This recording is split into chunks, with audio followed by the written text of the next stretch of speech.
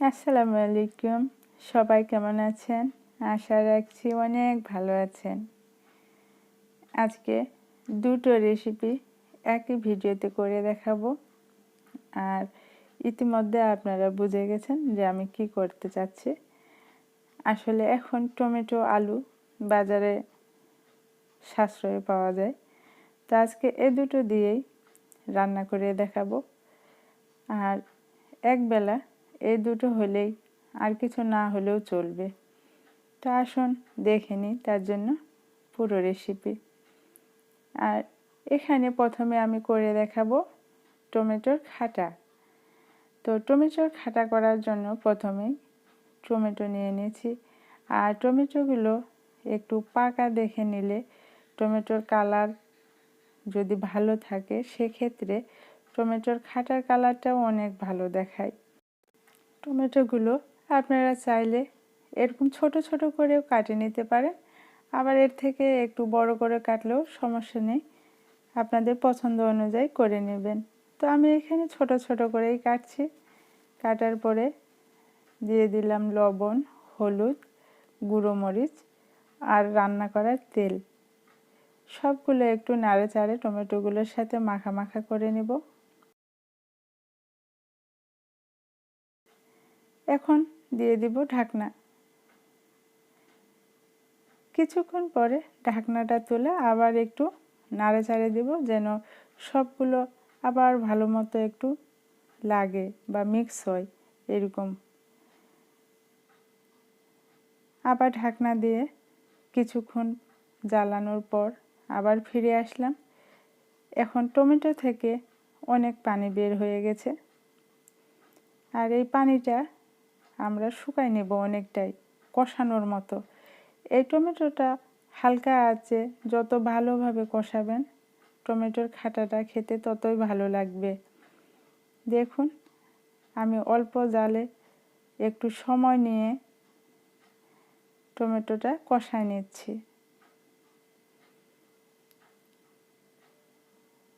কষানো হয়ে গেছে, এখন প্রয়োজন মতো দিয়ে দিলাম পানি।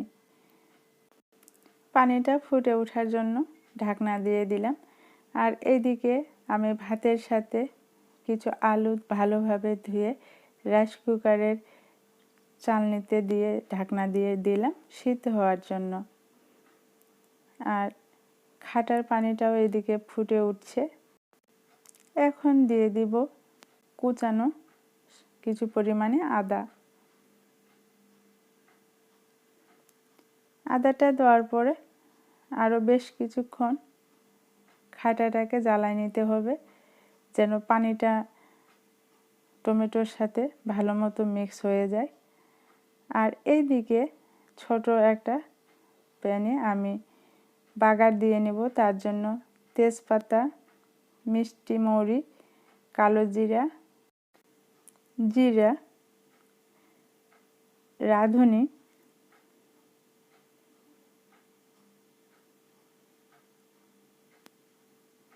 রসুন আর কিছু পেঁয়াজ, কাঁচামরিচ দিয়ে নিলাম। এখন সবগুলো হালকা আঁচে একটু বাদামি কালার করে ভাজে নেব। ভাজা হয়ে গেছে, এরপরে এখন খাটাটাতে দিয়ে দিচ্ছি। এরকম করে একবার আপনারা খাটা রান্না করে দেখবেন। টমেটোর খাটা আলুর ভর্তা কিংবা ভাজার সাথে খেতে অনেক ভালো লাগে।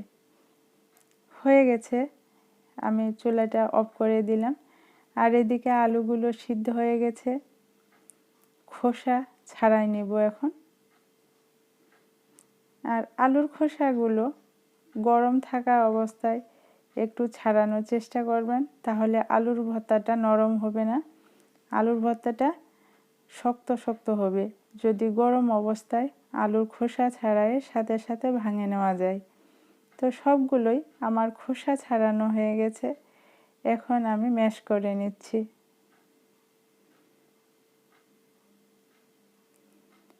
ভালোভাবে আলুটা ম্যাশ করে নিতে হবে, যেন কোনো রকমে গোটা না থাকে, কারণ গোটা থাকলে আলুর ভর্তা খেতে ভালো লাগবে না। গোটা থাকা অংশগুলো মুখের ভিতরে পড়লে খেতে ভালো লাগবে না। তো এখন হাত দিয়ে একটু ভালোভাবে মিক্স করে নিলাম। ভর্তাটা চেক করে দেখে নিলাম কোনো রকমের গোটা নেই, আর অনেকটাই শক্ত হয়েছে, নরম হয়নি ভর্তাটা। আর এদিকে অল্প আঁচে মরিচগুলো আমি ভেজে নিয়েছি। ভেজে নেওয়ার পরে এখন ভর্তা করে নিচ্ছি। ভর্তায় মরিচের ভর্তাটা কিন্তু অনেক স্বাদ বাড়ায়, এজন্য মরিচগুলো ভাজার সময় অল্প আঁচে মচমচা করে ভেজে নিতে হবে। কম ভাজা গেলেও ভর্তা ভালো লাগবে না, আবার পুড়ে গেলেও ভর্তার কালার নষ্ট হয়ে যাবে, আর খাওয়ার সময় অতটা ভালো লাগবে না। এজন্য মরিচগুলো অল্প আঁচে লাল কালার করে ভেজে নিতে হবে, যেন মচমচে হয়। শুকনো মরিচের সাথে লবণ, পেঁয়াজ আর ধনেপাতা দিয়ে আলু ভর্তাটা ভালোভাবে মাখিয়ে নেব। ধনেপাতা দেওয়ার পরে আলতো হাতে মাখিয়ে নিতে হবে, বেশি ডলার দরকার নেই। আর এই ভর্তাটা খাটা, ডাল এই জাতীয় খাবারের সাথে দারুণ ভালো লাগে। আপনারা চাইলে শুকনো মরিচের সাথে কাঁচা মরিচও দিয়ে দিতে পারেন, এতে করে আরও বেশি স্বাদের হবে। আর সামান্য আর একটু লবণ দিয়ে নিলাম, আমি চেক করে নিয়েছি যে আর একটু লবণ লাগবে, এজন্য। হয়ে গেল আমার আলু ভর্তা। আলু ভর্তা হয়ে গেছে, উপর দিয়ে একটু সরিষার তেল প্রেস করে দিলাম, এতে করে উপরের অংশটা শক্ত শক্ত হয়ে যাবে না, খাওয়ার সময়ও ভালো লাগবে।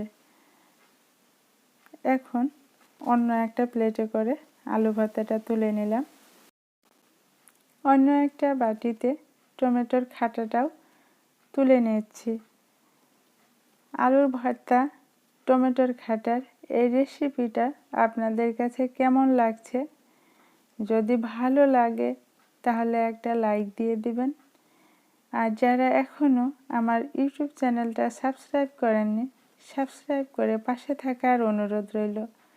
সবাই অনেক অনেক ভালো থাকবেন।